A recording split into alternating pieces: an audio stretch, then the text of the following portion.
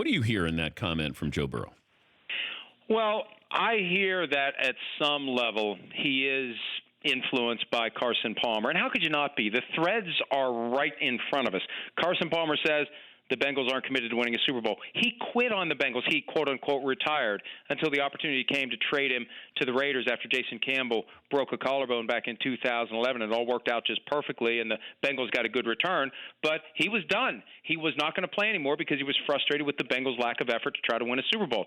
Jordan Palmer's brother is training Joe Burrow. It doesn't take many steps to get to the point where all of a sudden Joe Burrow is saying those things like, I want to play for a team that's committed to winning. And Dan, I'm a firm believer, and this is a take that becomes less and less popular every year, but I really don't care. I don't like the draft. I don't like the fact that these guys are forced to go live in a certain city, play for a certain team. They get to pick their college. I don't, and it's turned into this, it's an honor. It's not an honor. It's not.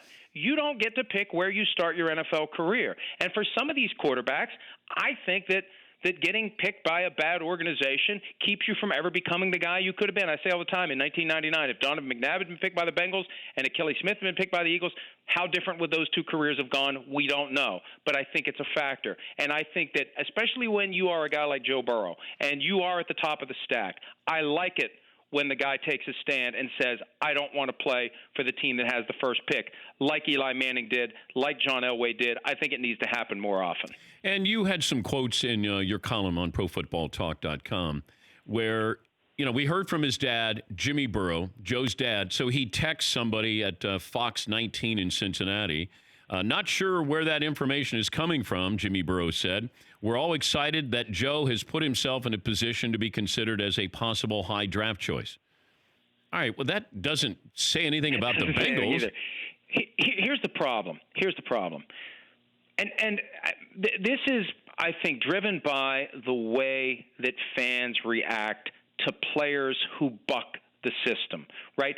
We applaud owners when they make savvy business deals that result in more billions being piled on top of the billions they have so they can buy a $250 million yacht and be titans of industry.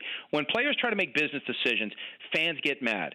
Fans think players should just submit to the process. You get drafted, you happily go there. And the reality is, and people who know Mike Brown firmly believe if he wants Joe Burrow, he's taking Joe Burrow. And if Joe Burrow don't like it, tough crap Joe Burrow, sit out the whole year and re-enter the draft. So it could be that these maneuverings, if there are any that are going to happen, fail. And you got to go to Cincinnati. And if you have to choose between going to Cincinnati or sitting out the year, maybe you just bite the bullet and go to Cincinnati, and you don't want the fans to hate you walking through the door. I think that's why they're being vague about it. They don't want to come out and say we don't want Cincinnati because in the end they may have no choice. But also you have TJ Houshmandzadeh, who played with the Bengals. He's working with Joe Burrow, wide receiver.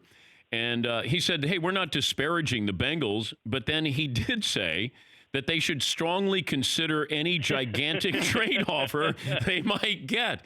What? Hey, Dan, I can tell you this, and I don't like to traffic in pre-draft rumor and smoke screens because there's agendas and there's always a motivation to try to get something out there, and I'm always skeptical about the things I hear. But every once in a while, you hear something that under the circumstances, given the context, given the source, you can take it to the bank. Take this to the bank. Stephen Ross, the owner of the Dolphins, wants Joe Burrow. And I assume that has gotten back to Joe Burrow. So Miami and the Dolphins, Cincinnati and the Bengals, if there's a way you can work it that you get to Miami, maybe that's the better choice. And that's why they keep it vague, because you don't know if a team wants to go up and get you. And the Dolphins have the draft capital. I asked Todd McShay yesterday, I said, if you're Joe Burrow, would you rather go to Cincinnati or Miami right now, given the state of those organizations? He said Miami. What do you think? Miami. Oh, look. Some of the folks in Cincinnati are getting upset that the national media is making this a thing, but let's be fair about it. If you got to choose between Cincinnati and pretty much any other team right now, sorry, Bengals, but I'm picking the other team, right? Unless it's a team that has a franchise quarterback that's going to be starting for years to come like the Chiefs. But all things being equal, I don't want to play for the Bengals. I agree with Carson Palmer's assessment. Why would Carson Palmer be lying about this? He lived it from 2003 through 2010. So Yeah, I defer to that, and it meshes with everything I've always heard about Mike Brown and the Bengals, that it's not about winning championships. It's about making money, and they make a ton of money, and they don't spend a lot of money. It's a profitable business, period. And some owners look at it that way, and some are less discreet than others about letting it be known that is the motivation, not winning championships. For more Dan Patrick Show, tune into Audience Channel 239 on DirecTV. Stream for free on BR Live or download the Dan Patrick Show app.